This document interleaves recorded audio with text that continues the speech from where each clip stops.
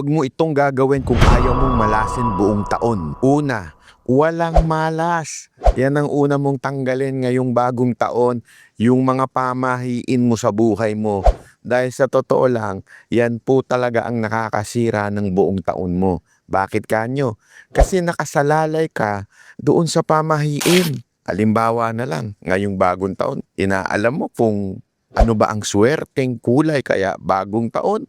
Doon mo isusuot yun pag putukan na, di ba? Pero alam mo, ang totoo dyan, mga kababayan, wala yan sa kulay ng damit. Wala ho yan sa kulay ng kung ano mang ilagay mo dyan sa bahay mo. Kung akala mo, siswertein ka dahil sa kulay ng damit na suot mo ngayong bagong taon, mag-isip-isip ka na. Taon-taon mo ginagawa yan, pero ganun pa rin.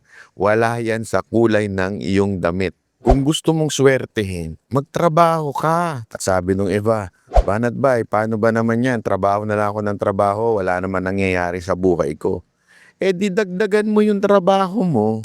O baka naman mali yung trabaho mo. Diba? Kasi ang hirap sa atin, gusto nating umasenso, gusto nating mas maging komportable ang ating buhay. Pero yung trabaho naman natin, ganun pa rin, taon-taon. Paano may magbabago dyan? Eh kung pare-pareho lang naman yung ginagawa mo. Anong halimbawa ko? Kung wari ikaw ay empleyado, bakit hindi ka magsimula ng maliit na business? Maliit lang.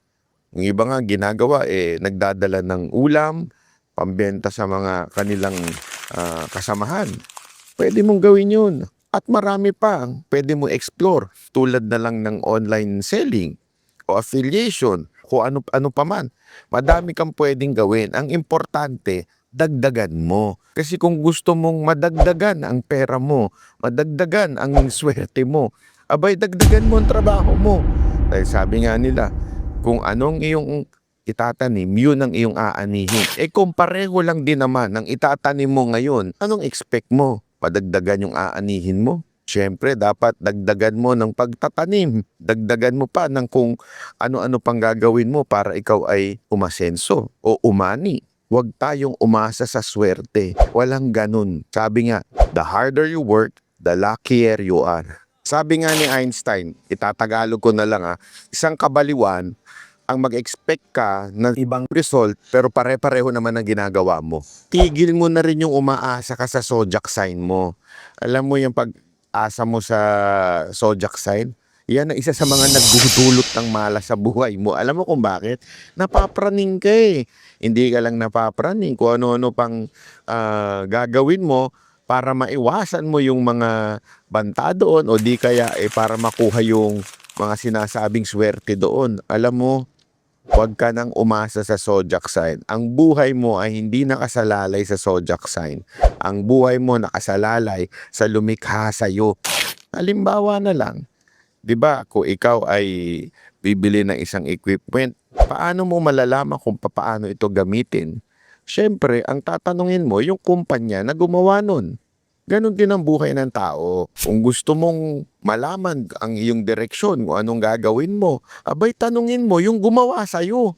Hindi yung zodiac sign mo. Kung sino yung gumawa sa'yo, ang ating Diyos. Yan ang asahan mo. Yan ang tanungin mo. At meron siyang nasusulat na manual para sa'yo. Ayan po ay nasa Biblia. Alam mo eto hindi nagsapakabanaliw ako pero marami kahong guidelines dyan sa Biblia. Magsimula ka sa Proverbs, marami kang matututunan dyan na dyan mo iasa ang buhay mo kesa sa zodiac sign. Dalawa lang yan your way or God's way. Sinubukan mo na yung paraan mo na gawin ang mga bagay-bagay sa mundo na ito. Sinubukan mo na yung paraan mo para mabuhay. Anong nangyari? Sumasablay. Bakit hindi mo subukan ang God's way, di ba? Para malaman mo kung talaga bang totoo siya o hindi. Kung may pagdududa ka pa rin. Banat bay, naniniwala naman ako sa Diyos. Pero wala namang masama kung susunod tayo sa pamahiin o kaya mga zodiac sign. Hindi totoo yan.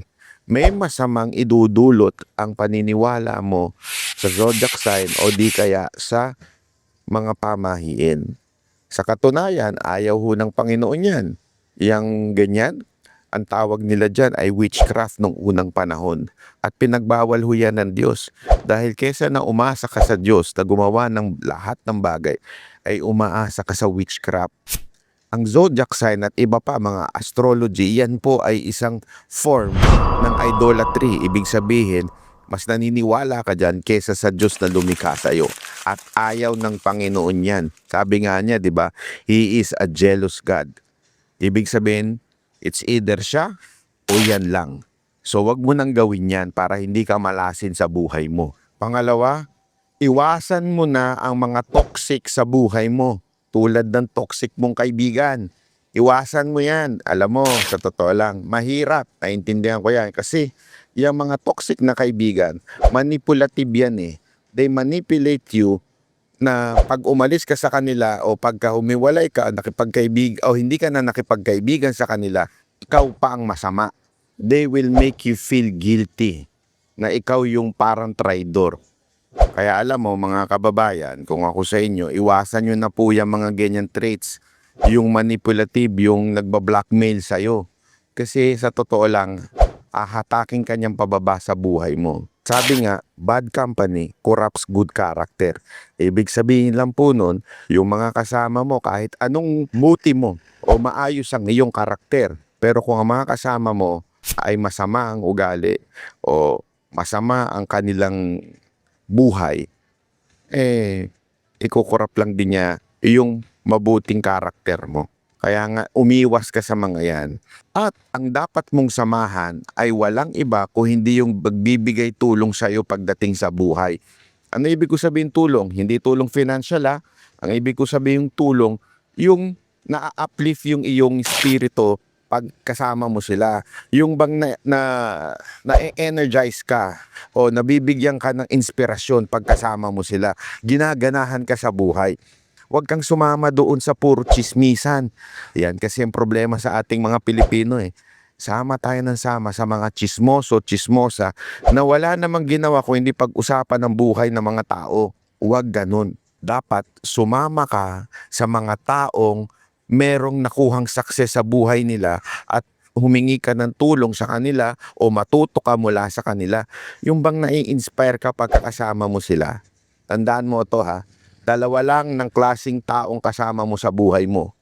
Yung ibinababa ka o inaangat ka. Ibig sabihin, yung nai-inspire ka o yung nadidrain ka. Tanungin mo nga ngayon yung sarili mo. Sino yung mga taong pagkasama mo nadidrain ka dahil puro chismisan na nangyayari? At sino naman yung tao na pagkasama mo na-encourage ka o yung na-uplift yung mga ginagawa mo sa buhay? Ibig sabihin nun, mas gusto mo pang magtrabaho pag nakakasama mo siya dahil yung kanyang mindset ay talaga nga namang nakaka-encourage. Paano yan, Banat Bay? Yung mismong kasama ko sa bahay, ang toxic. Alam mo, ganito lang kasimple yan. Kung asawa mo, hindi mo na pwedeng hiwalayan yan. Talagang kailangan mo ng kasama mo palagi yan. Ibig sabihin, may commitment ka, kasama mo yan. So ano gagawin mo? Ikaw mismo ang maging positive dyan sa bahay nyo. Ikaw ang magbigay ng encouragement at inspiration dyan kahit siya ay toxic. Kung hindi mo pa naman asawa, abay anak ng tutsang kalabaw, hiwalayan mo na yan. Kasi mantakin mo forever mong kasama yan kung naging asawa mo yan. Kaya kung hindi mo pa kasawa yan at jowa mo pa lang, hiwalayan mo na kung toxic yan. Huwag kang magpadala kung pogi o maganda yan jowa mo o di kaya naman mayaman. Aanuhin mo lahat yan kung toxic naman. Alam mo lahat tayo gustong maging masaya. Yan o importante. Kaya tayo nagtatrabaho para meron tayong pera, para pang good time, para makapagbakasyon. Diba? Yan ang purpose natin eh. O di naman kaya ay makapag-ipon at maging healthy dahil pag healthy tayo, masaya tayo. Ang purpose natin sa buhay maging masaya. Tapos, ang asama mo toxic, ewanak ng wewe. Iwalayan mo na yan, ngayon pa lang, kung jowa mo. Pero kung asawa mo na, diyan ka na forever. So, ikaw naman ang maging positive dyan sa inyo. Isa pa, garbage in, garbage out. Tandaan mo, hindi lamang yung external factor ang sumisira sa buhay mo.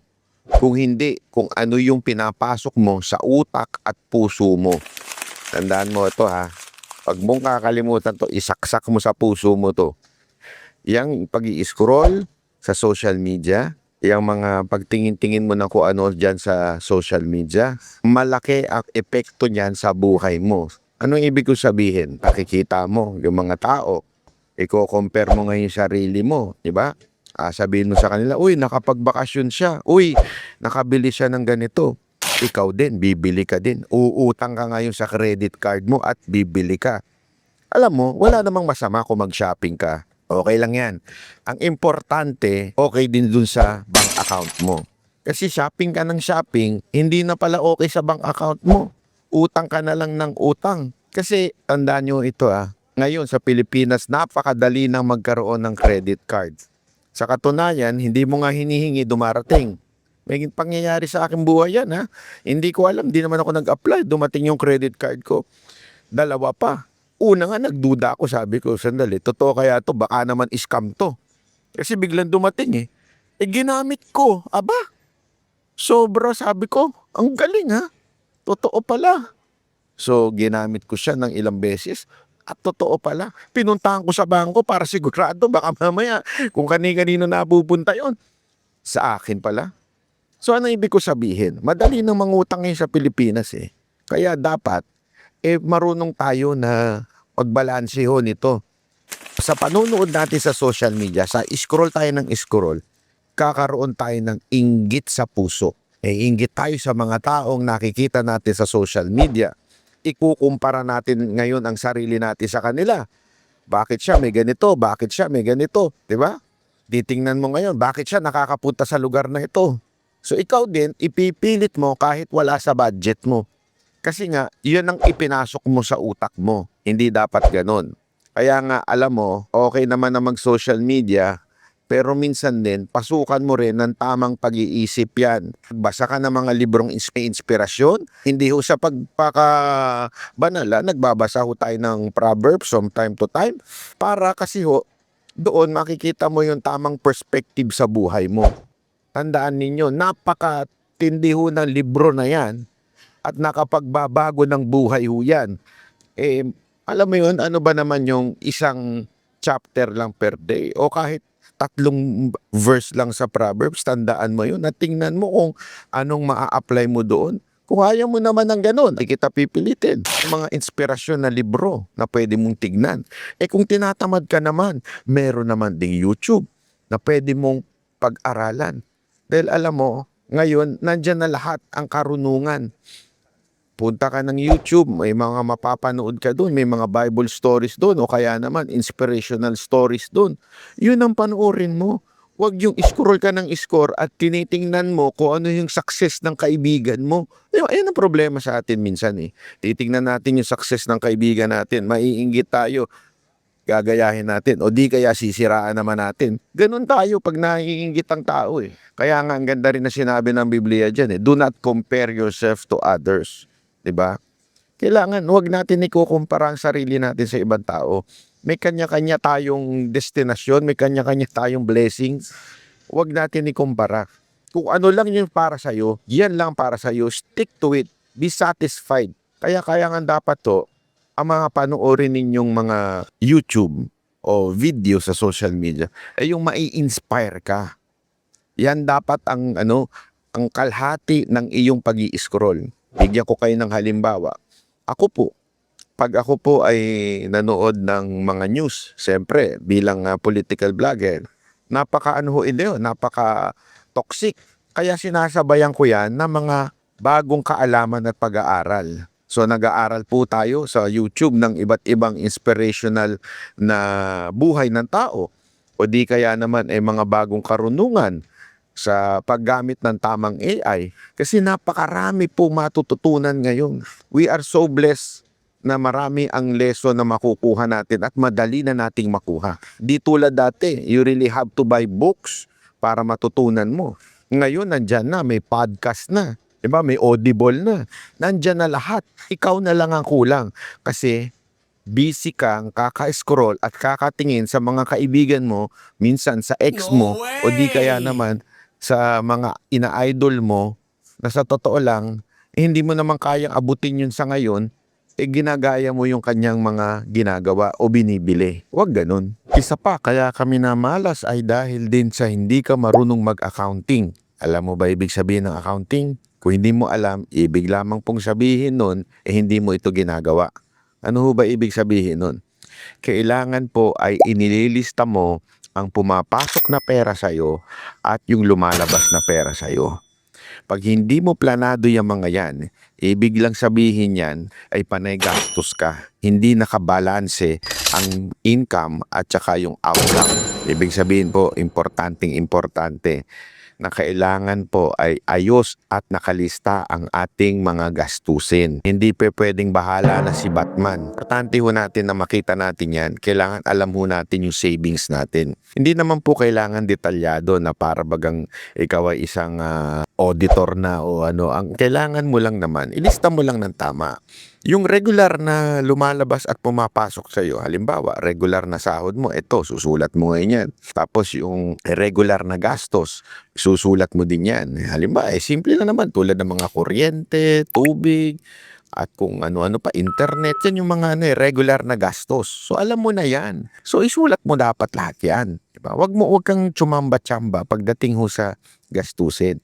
Para at least malaman mo, ito yung regular kong gastos. Ito din yung regular na pwede kong gamitin na panglakwatsa o panglamierda, diba? O kaya pambili sa sarili. Wala naman pong masama kung ikaw ay bibili ka para sa sarili mo. Pero dahil sa alam mo yung budget mo, mababalanse mo ngayon yung gastusin. Kasi alam mo kung bakit? Yung health mo nakasalalay dyan. Kasi nga, pag ikaw ay nagkautang-utang, ikaw ay hindi marunong humandle ng pera mo, siguradong mai-stress ka. And stress, yan ang nagdudulot ng lahat ng sakit. Huwag mo ring sanayin na ikaw ay panay utang. Pag ikaw ay panay utang, may masama na dun. Ibig sabihin nun, you are living beyond your means.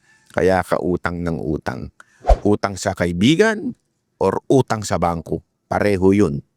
Kaya nga ako, as much as I can, hindi ko gagamitin ng credit card ko, gagamitin ko yung debit card. At least nakikita ko kaagad-agad yung mina-minus doon sa aking account. Diba? Kasi kung credit card ka lang ng credit card, magugulat ka ngayon sa billing. Diba? Importante ho yun na kung kaya naman i-debit, mas maganda gamitin mo ang debit card kesa na sa credit card. Isa pang dahilan kung bakit minamalas ka, ayaw mo kasing magbago. Kung ano yung nakasanayan mo, yun na lang ang gusto mong gawin sa buhay mo. Alam mo, importanteng maunawaan natin to. Sabi nga nung iba, you have to leave your comfort zone. Ano ibig sabihin nun? Hindi porket nakasanayan mo na, diyan ka na lang forever. Kung ano yung nakasanayan mong trabaho, yan ka na lang forever. Okay? Hindi ko ibig sabihin na mag-resign ka, ha? Ang ibig ko lang sabihin, magdagdag ka. Kasi kung gusto mo lang din ng pagbabago sa buhay mo, maayos yung buhay mo, gumanda yung buhay mo, kailangan may gawin kang bago. Huwag mong hayaan yung dahil komportable ka na, ganito na lang gagawin ko. Dito na lang ako sa lugar na ito. Ganito na lang to. Walang mangyayari sa'yo. Kaya yung mga nakasanaya mong paniniwala, dapat din tignan mo ng mabuti. Tama pa ba itong ginagawa ko ito? Nakakadulot pa ba ng maayos na resulta itong ginagawa kong ito? Kasi kung paulit-ulit mo na palang ginagawa at walang nagbabago sa'yo at walang naaayos sa'yo, may malaki tayong problema dun. Importante natin malaman yan dahil alam mo, kahit po ako, hindi porket matanda na po ako. Kung matatanong ninyo, 50 na ako this 2026. Pero lagi kong nilalagay sa utak ko na ako ay bata pa. Nilalagay ko sa utak ko na dapat matututo ako. Kailangan marami pa akong matutunan, marami pa akong gawing bago. Kailangan feel excited ka. Hindi pa pwedeng pagising mo sa umaga, ganito na naman ang buhay, wala na namang kwenta. Ganito na naman, paikot-ikot, magtrabaho, uminom, matulog. Dapat meron kang excitement. Kailangan excited ka. Ano mangyayari yun? Kailangan mo ng mga bagong bagay sa buhay mo. Hindi ibig sabihin, bumili ka ng bago, ha? It's a mistake. Minsan, ganun ang ating pananaw. Para maging masaya ako, excited, kailangan bagong gamit, bagong bag, bagong sapatos, bagong damit, di ba? Bagong jowa. Hindi ho. Hindi yung external ang babaguhin mo. Ang kailangan mong baguhin ay yung utak mo at pananaw mo. Kailangan maayos yung pananaw mo muna kasi everything starts in the mind. Pag nabago yung utak mo, susunod yung puso mo at susunod yung ugali mo. Pero, hindi ibig sabihin nito ay hindi ka mag-fail. As a matter of fact, maraming failure na dadaan sa buhay mo. Dahil nga may mga bago kang ginagawa at yung bagong ginagawa mo na yun ay hindi ka pa bihasa o hindi ka pa magaling dun. So, ibig sabihin, you would fail. Okay lang yan. Ganyan talaga ang buhay. Kahit nga pag-aaralan mo sa YouTube, napakaraming mga failure mga failure na mga YouTuber sa simula. Pero eventually, grabe ho ang kanilang pagiging successful. Not only financially, pati sa mga nagagawa nila, nagkakaroon sila ng purpose sa buhay dahil sa failures. Huwag kang matakot sa failure. Normal yan. Walang successful na tao kapag gawa niya ng isang bagay ay success na kaagad o perpekto na kaagad. Walang ganun. Tayo ay maraming dadaan ng failure sa buhay natin. Kaya masanay na tayo dapat dyan. Parte yan ng buhay, yung failure. Paulit-ulit na failure. Parte yan. Pag ninegosyo ka, hindi magiging successful. Papasok ka sa ilang mga katuruan o learnings o community na magtuturo sa'yo. Minsan mag-fail, okay lang din yan. Importante, sinubukan mo.